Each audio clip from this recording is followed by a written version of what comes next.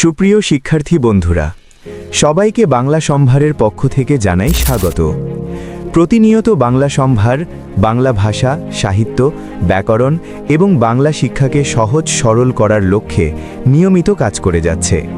তার ধারাবাহিকতায় বাংলা সম্ভারের আয়োজন সাহিত্য কথন, যেখানে বিভিন্ন শ্রেণীর বাংলা প্রথম পত্রের সাহিত্য অংশের গদ্য ও কবিতা নিয়ে সংক্ষেপে আমরা সহজভাবে আলোচনা করে ব্যাখ্যা দিয়ে থাকি। আজকে আমাদের আলোচনার বিষয় বাংলা সাহিত্যের পল্লীকবি জসীমউদ্দীন রচিত ধানক্ষেত কাব্যগ্রন্থ থেকে নেওয়া নবম-দশম শ্রেণীর যাব আমি তোমার দেশে কবিতাটি। আলোচনা শুরু করার আগে আপনাদের কাছে অনুরোধ, যারা আমাদের চ্যানেলকে এখনও সাবস্ক্রাইব করেন নাই, সাবস্ক্রাইব করে পাশে থাকা বেল আইকনটি বাজিয়ে দিন। পল্লী দুলাল ভাইগো আমার, যাব আমি তোমার দেশে। শুধু এই একটা লাইনে কিন্তু যথেষ্ট বাংলার গ্রামের সেই স্নিগ্ধ মায়াময় জগতে মনটাকে পৌঁছে দেওয়ার জন্য।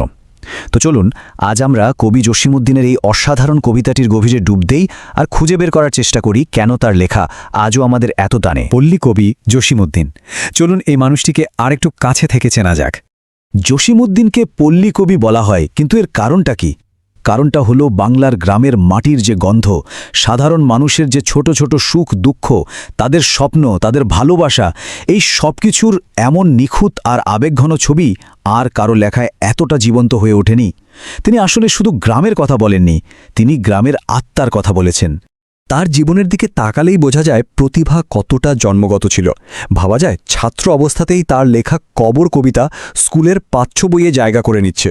ঢাকা বিশ্ববিদ্যালয়ে অধ্যাপনা থেকে শুরু করে বিশ্বভারতী কিংবা ২১শে পদকের মতো বড় বড় সম্মাননা সবই তিনি পেয়েছেন। কিন্তু এত কিছুর পরেও তার মনটা কিন্তু সবসময় গ্রামের মাটিতেই পড়ে থাকত। দেখুন, এই দুটো লাইন কিন্তু শুধু কবিতার শুরু নয়, এর মধ্যে একটা গভীর আকুতি লুকিয়ে আছে। মনে হচ্ছে যেন শহরের কোনো এক ক্লান্ত মন গ্রামের ওই সরল মায়াবী জীবনের জন্য ছটফট করছে। এই ডাকটা দিয়েই কবি আমাদের এক দারুণ মানসিক সফরের জন্য তৈরি করে নিচ্ছেন। কবিতার প্রথম দিকেই কবি একটা আদর্শ গ্রামের ছবি আমাদের সামনে তুলে ধরেন। আর তিনি শুধু বর্ণনা করেন না, শব্দ দিয়ে এমন এক জীবন্ত জগৎ তৈরি করেন যেটা আমাদের এই শহরের ব্যস্ততা থেকে এক মুহূর্তের জন্য হলেও একটা শান্ত সবুজ জায়গায় নিয়ে যায়। একবার শুধু কল্পনা করা যাক দৃশ্যটা। কবি এমন এক দেশের কথা বলছেন যেখানে চোখ যত দূর যায় দেখা যায় আকাশটা ঠিক যেন বনের মাথায় এসে মিশেছে, আর পায়ের নিচে দিগন্তজোড়া সবুজ মাঠ মনে হয় যেন আলতো করে আদর করে দিচ্ছে। প্রকৃতির কি এক অসাধারণ আলিঙ্গন, তাই না? কবি এখানে প্রকৃতিকে রীতিমতো প্রাণ দিয়ে দিয়েছেন। আকাশের মেঘগুলোকে দেখে মনে হচ্ছে ওরা যেন দূর দেশের কোনো মেয়ে যারা জলের কলসি নিয়ে দাঁড়িয়ে আছে।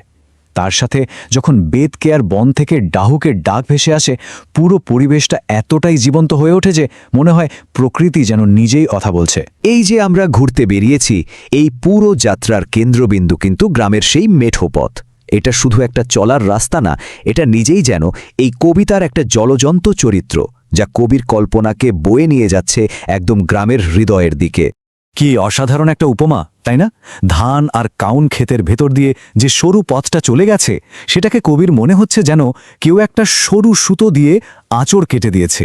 এই একটা ছবিতেই পুরো পথটার চরিত্রটা পরিষ্কার হয়ে যায়, কোথাও সোজা, আবার কোথাও হয়তো একটুখানি বাঁকা।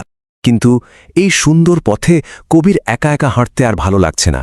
তার মন চাইছে গ্রামের দুরন্ত ছেলেদের সঙ্গে মিলেমিশে প্রকৃতির মধ্যে একেবারে হারিয়ে যেতে। তার কল্পনায় তখন ফুটে উঠছে একটা বাঁধন ছাড়া স্বাধীন দিনের ছবি। কি করার পরিকল্পনা!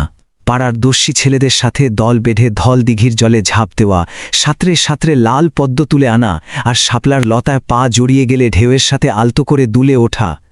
এই প্রত্যেকটা ছবিতেই যেন প্রকৃতির সাথে এক হয়ে যাওয়ার একটা তীব্র আকাঙ্ক্ষা ফুটে ওঠে। এই দুরন্তপানার পরেই কিন্তু কবিতার সুরটা একটু বদলে যায়। কবি এবার আমাদের সামনে আঁকেন এক স্নিগ্ধ, খুব নিষ্পাপ ভালোবাসার ছবি।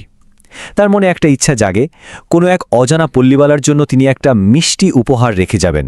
দৃশ্যটা একবার ভাবুন তো, গ্রামের কোনো এক মেয়ে তন্ময় হয়ে যে ঘাটে জল ভরতে আসবে, কবি ঠিক সেই ঘাটের এক কোণায় চুপি সারে একগোছা ফুলের মালা রেখে আসবেন।